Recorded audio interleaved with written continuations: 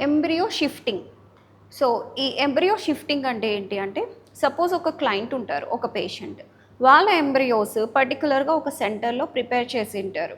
So, pickup అయిపోతుంది. ICSI చేసి వాళ్ళ ఎంబ్రియోస్‌ని ఫ్రీజ్ చేసి పెట్టింటారు. ఈలోపు ఈ గ్యాప్‌లో ఏమైతుంది, ట్రాన్స్‌ఫర్ చేయాలనుకున్న గ్యాప్‌లో వాళ్ళు ఎక్కడికైనా ట్రాన్స్‌ఫర్ అయ్యి ఉండొచ్చు.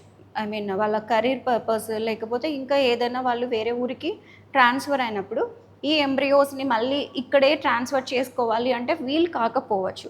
అలా వీలు లేని పరిస్థితిలో ఏంటి అంటే, వాళ్ళు ఏ ఊర్లో అయితే ఉంటారో అక్కడ ఒక సెంటర్ సెలెక్ట్ చేసుకొని, ఆ సెంటర్‌కి ఈ సెంటర్ నుండి ఎంబ్రియోస్ షిఫ్ట్ చేసే ఛాన్స్ ఉంటుంది. కాకపోతే ఈ ఎంబ్రియో షిఫ్టింగ్‌లో ఏమైతుంది అంటే, మీరు ఎంబ్రియోస్ ఫస్ట్ ఆఫ్ ఆల్ మీరు పర్టిక్యులర్‌గా షిఫ్ట్ చేసుకోవాలి అని డిసైడ్ అయినప్పుడు, మీరు ఏ సెంటర్‌లో అయితే నెక్స్ట్ ఫర్దర్ ట్రీట్మెంట్ తీసుకుంటున్నారో వాళ్ళతో మాట్లాడి, వాళ్ళ దగ్గర నుండి ఒక కన్సెంట్ అంటే అక్కడ నుండి ఒక లెటర్ పెట్టుకుంటారు.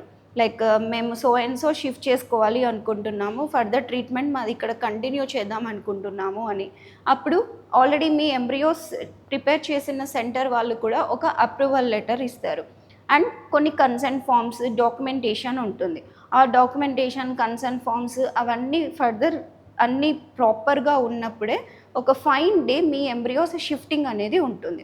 సో, ఆ ఎంబ్రియోస్ షిఫ్ట్ చేసేప్పుడు సపోజ్ ఏదైనా రిస్క్ వచ్చింది అనుకోండి. అంటే ఇక్కడ రిస్క్ వస్తుంది పర్టిక్యులర్‌గా అని నేను చెప్పట్లేదు. ఇన్ కేస్ ఏదైనా రిస్క్ ఉంది షిఫ్టింగ్ చేసేప్పుడు అనంటే మీకు ముందే ఇన్ఫార్మ్ చేస్తారు.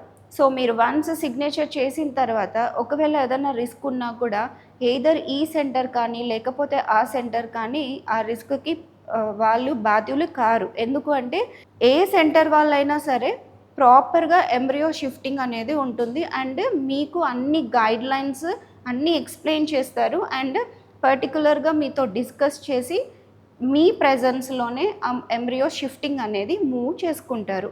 సో, ఎంబ్రియో షిఫ్టింగ్ అనేది జనరల్‌గా ఉంటుంది. బట్ కాకపోతే దీనికి పర్టిక్యులర్‌గా మీరు కన్సెంట్ ఫార్మ్స్, డాక్యుమెంటేషన్ క్లియర్ చేసుకోవడం మంచిది. ఏదో బ్లైండ్‌గా ఒక సెంటర్ నుండి ఇంకొక సెంటర్‌కి ఎంబ్రియో షిఫ్టింగ్ చేసుకోవడం పద్ధతి కాదు.